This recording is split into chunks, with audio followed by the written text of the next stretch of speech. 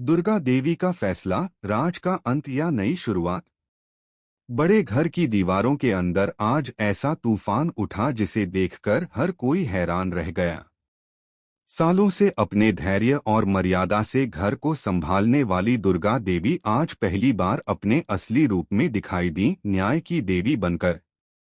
जब उन्हें यह मालूम हुआ कि उनकी गैरमौजूदगी में घर की बहुओं के साथ पोटलू और ठाकुर जी, बुआ जी ने किस तरह का व्यवहार किया है, तो उनका खून खौल उठा।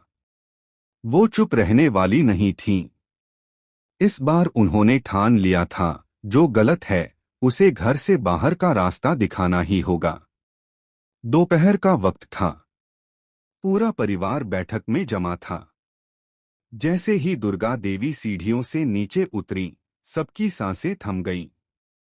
उनकी आंखों में गुस्सा और निराशा साफ झलक रही थी।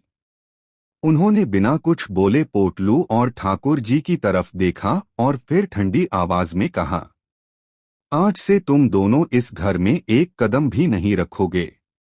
मेरे घर में अब झूठ और अन्याय का कोई ठिकाना नहीं रहेगा। यह सुनकर बुआ जी का चेहरा लाल हो गया।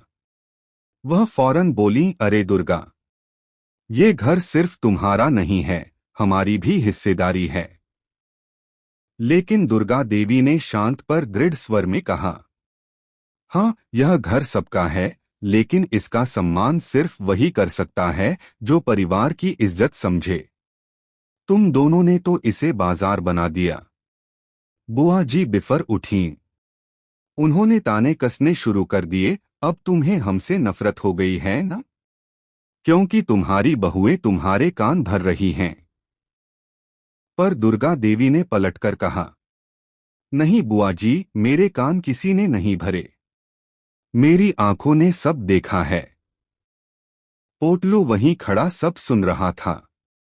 उसे समझ नहीं आ रहा था कि मां की बात माने या बुआ जी का साथ दे। लेकिन जब दुर्गा देवी ने नौकरों को आदेश दिया कि इन दोनों का सामान बाहर फेंक दो, तो पूरा घर सन्न रह गया। सामान बाहर जाते ही बुआ जी ने गुस्से में कहा, ठीक है, मैं भी इस घर में नहीं रहूंगी। पोटलू अब बिल्कुल टूट चुका था। वह बुआ जी को लेकर निकल तो गया, मगर उसके पास कोई ठिकाना नहीं था। छोटा घर, बड़ी सीख। थोड़ी देर बाद दोनों एक छोटे से किराए के मकान में पहुंचे। वही बुआ जी जो कभी नौकरों से पंखा झलवाती थीं, अब खुद अपने बेटे के साथ फर्श पर बैठी थीं। रात का अंधेरा छा गया। पोटलू की आंखों से नींद गायब थी। वह सोच रहा था, मैंने मां की बात क्यों नहीं मानी? आखिर मैंने किसका साथ देकर क्या पाया?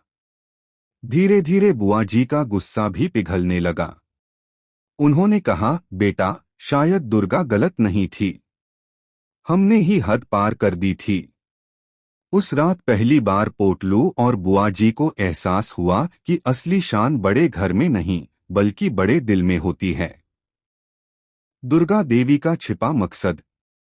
इधर घर में सबको लगा कि दुर्गा देवी ने सदा के लिए पोटलू और ठाकुर जी को निकाल दिया है।